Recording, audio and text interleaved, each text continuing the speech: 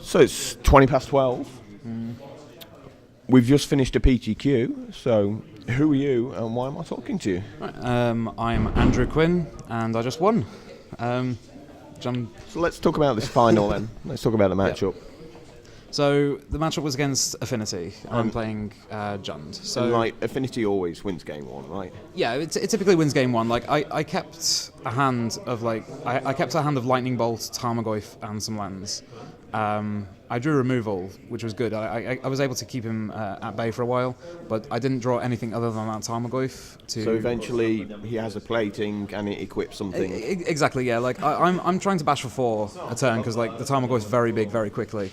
But I draw, say, 2 more removal spells for some of his guys, but he just has more guys than I have removal spells. Simple as that. So, I mean, typically most people's hate for this deck will be a couple of Ancient Grudges. Yeah, I brought in 1 Ancient Grudge, 1 Shatterstorm, 2 Rakdos Charms as my artifact hate. But then I've got random cards on my sideboard for other matchups, which are just amazing in this one. So I brought in 2 Golgari Charms, which I originally put in my sideboard for the green-white Auras Slippery Bogle deck. He's got a lot of X1s. Yeah, he's got a lot of X1s, and in Game 3 I was able to wipe away a Vault Scourge and a Steel Overseer. So what I'm looking for in a matchup like aggro is I'm just looking to get 2-for-1s wherever I can. If the Overseer goes unchecked, I mean, that is a beast. Yeah, I think I probably would have lost. I had to clear it, and luckily I did have a Lightning Bolt in hand, but I drew the Golgari Charm, and so I saw the opportunity to clear 2 things for one card straight away, so I just took it.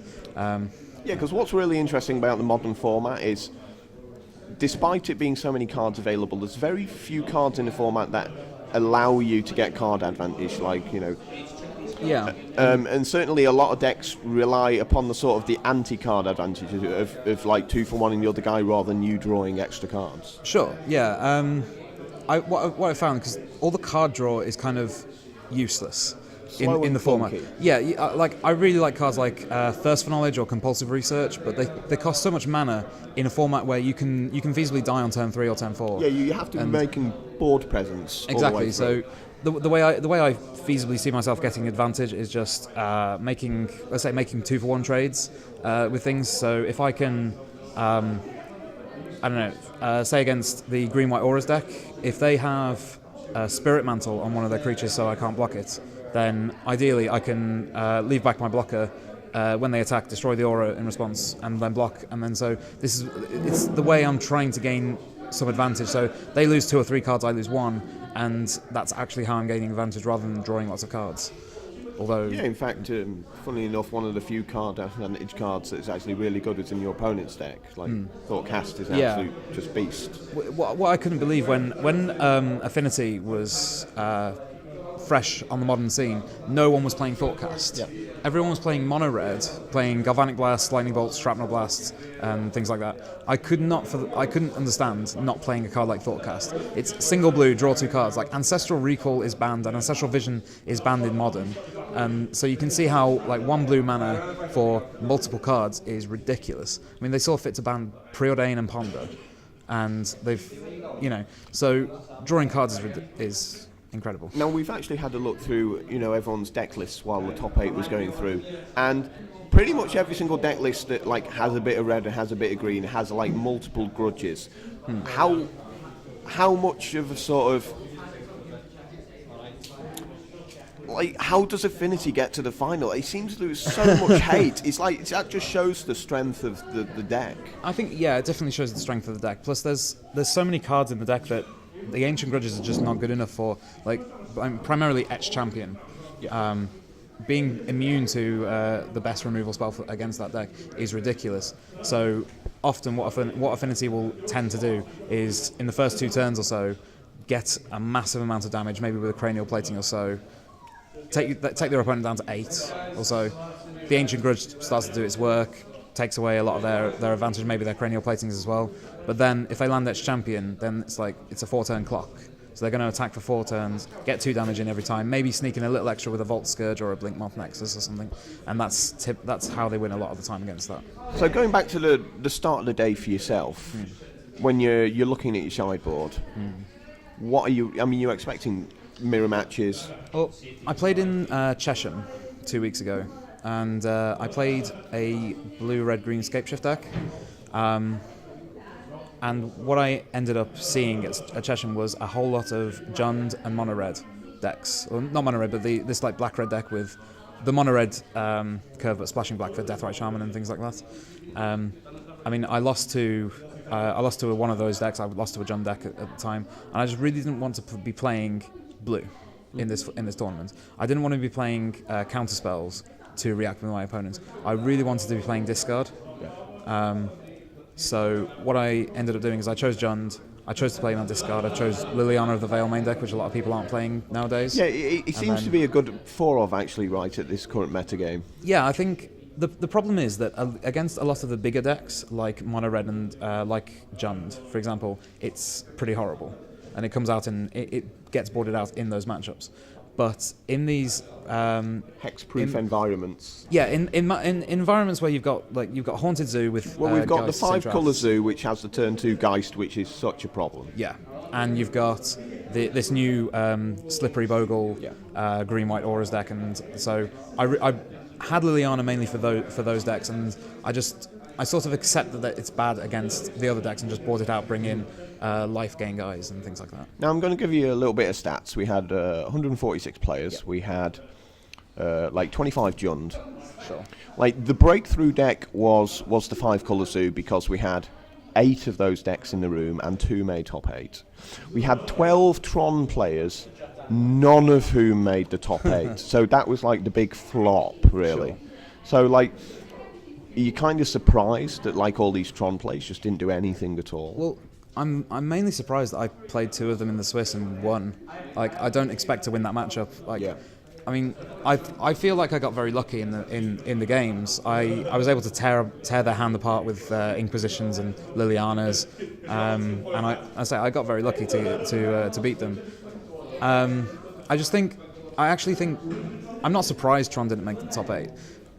It's a deck that personally I have I just love because I love ramp decks and things like that. I like casting very big spells. Who doesn't like 7 mana on exactly, turn 3? Like Khan Liberator is one of my favourite cards in Magic. I'm just not very surprised because there are decks like Mono Red, there's decks like Storm which will win on turn 3, and Tron has no way of interacting with any of them. So yeah, Tron can't win against Storm, full stop. No, I don't think it can. Like, you have Relic of Progenitus main deck, which is it can give you some free wins against Storm. You know, if they can't combo off without using a Past in Flames, then randomly Relic of Progenitus will just crush them. And then if you can land Khan, try and get rid of their lands, and there's certainly then maybe you stand a chance. I would say interesting matchups between like Tron and sort of Kiki Pod and Milera Pod. Yeah, I think again, like it's like Tron needs to get that sort of early Oblivion Stone down. Oh, definitely, yeah. I mean, the problem with Tron is that the removal that's available to it, because it's all colourless lands, is Oblivion Stone, all is dust, and Pyroclasms and like Fire Spouts and things like that. But it's all sorcery speed and instant. So, I mean, the fact that Kiki Pod can just win off of like a 3-drop and then a bunch of mana untapped and just have a Birthing Pod in hand, they can just cast the Birthing Pod and win on the spot. So when they can do that, I don't think Tron has a good match. And likewise, Milera Pod can go off at instant speed as well. So it's like, exactly. As soon as you tap out. Exactly, like Emrakul can't even beat Milera Pod in theory. Yeah, I suppose it could. You know, you're getting rid of all their permanents, but if they have infinite life, then sort of they could just wait and grind out the game and go to time. So, what's your opinion of San Diego? Well, I'm not sure. Block Constructed is the format, and I'm very interested to start testing Block Constructed when we start seeing spoilers for Dragon's Maze. I think that'll be interesting. What I was surprised of last year was that in Pro Tour Barcelona, Avacyn Restored made such a huge impact on Block Constructed, because I was playing a fair bit of Block Constructed on Magic Online before Avacyn Restored. I was surprised by how different the format was. Like, we saw none of, say, Splinter Fright, Blue Green, Black Mill Myself decks, which were fairly popular in the run-up. But as soon as Avacyn Restored came in, it completely changed the environment. And I'm curious as to how Dragon's Maze is going to do that as well. My theory is that it won't impact it a lot, because Return to Ravnica and Gatecrash are big sets, and Dragon's Maze is a small set, so that shouldn't have too much impact on it. But now, my sort of big thing is that how, like, Brits, we generally don't help each other, right? So typically when Pro Tours come around and stuff like that, the Brits don't actually go around and like test actively like we should do. So, yeah. I mean, what are you actually going to do for your sort of test group? Who do you think is going to be? Well, I mean, I come from Worcestershire. I play at manleague.com in Worcester. We have a fairly extensive testing group. We have Jonathan Randall, who top 8 at Worlds 2 years ago. We have, every now and again, we have other pros. We have Aaron Biddle, who won a PTQ in standard season last year. We have Joe Fletcher, who also won a standard PTQ last year. So I think we have a very good team of people. So I will typically test with those people, and I'll try talking to the people who win the other PTQs in. And you're just going to find yourself being stuck on Magic Online, though? Probably, yeah. I like that Dragon's Maze is going to come out a week before the Pro Tour, so there will be at least some time to just, we're done for testing for the day. I can go on Magic Online at like 10 at night and let's just start some random queues, some random 2-man queues or some daily events. Just see if I can discover any tech for it. So we heading home tonight? Yes. So what was the drive like? The drive up was fine. It would have been about 3.5? It ended up being about 3 hours, but that was because from my house to Worcester is about half an hour, and then from Worcester to here is about 2.25 hours or so. Yeah. But what I've got to do now is I've got to drive back to Worcester, so that's about 2.25 hours, drop people off, then go home. That's another half hour on top of that, so I'm looking at about a 3-hour drive. Yeah, so it's looking at about a 22-hour day for you in total. Yep. It's pretty rough, but at least you have something to show for it. Oh, definitely. I'm just hoping that I can find a takeaway that's open. I'm imagining there will be, so I can just stock up on. Because you don't want the motorway food. No. Mainly for the price, if anything. But I mean, at this point, I want anything that will fill me up and just give me that last boost of energy. I mean, at the moment, I am running on adrenaline. This is my first PTQ top 8. My second top 8 of a competitive role event, because I top 8 at a WMCQ last year. But I'm just buzzing on adrenaline. So it should probably last for an hour or two. So I can probably get home on that. And will you finally? Last question: will you be coming back to Liverpool if there's ever another PTQ here? What do you think about the venue? Well, to be honest, when I heard that there was a PTQ in Liverpool and it was being held in the shop, I thought you're definitely apprehensive. You're not going to, do you guys not know what you're talking about? You can't fit 140 odd people in your venue. It's like, and I come here because I've never been here before, and it's an amazing venue. Surprised that it can hold so many when so many of the shops around the country can't. I mean, it's always in a hotel, isn't it? The exactly. PTQs. Even Fanboy 3 in Manchester can only hold about 100, and that was fine up until about a year. Until Magic year got popular. Ago, yeah. So.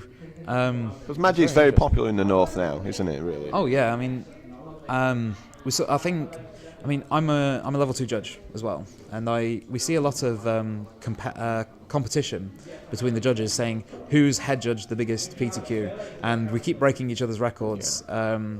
And like Fanboy had it for a while, and Liverpool had, I think, the second biggest PTQ in the pre-release in the last season as well.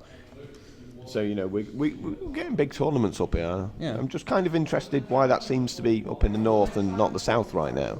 Well, is that a TO issue? Do you think? I think it's a TO issue. I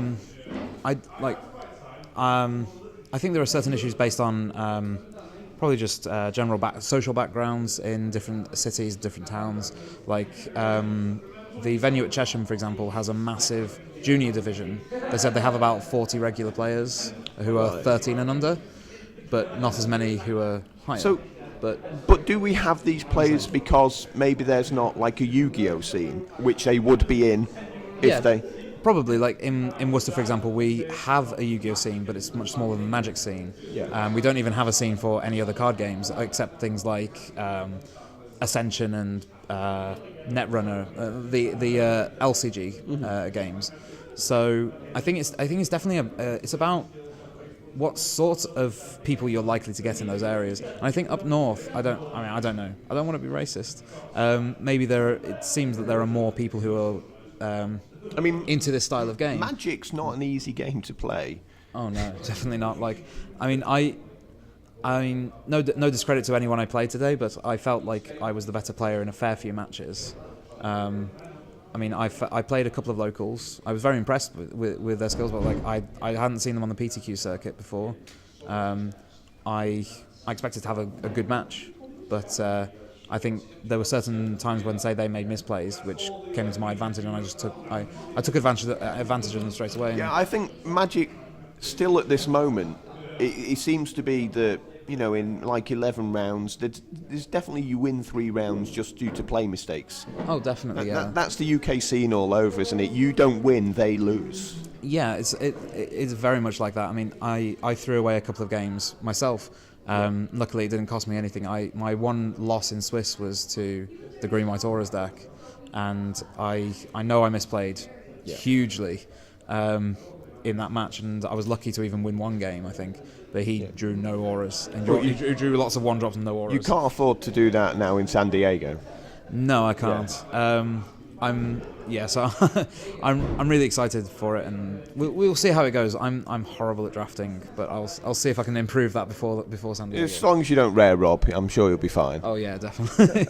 I always I can't, if I was to play Modern Masters sealed, for example, or draft, there's no way I'm going to pass a foil Tarmogoyf, for example. Like, even if it's like it's top 8 draft, like. Would I? Because I'm going to win about, say, if I win my match, well, I'm win it's a bomb anyway, and so it's worth about $500. Yeah. Well, anyway, thanks again, and good luck in San Diego. Thank you very much.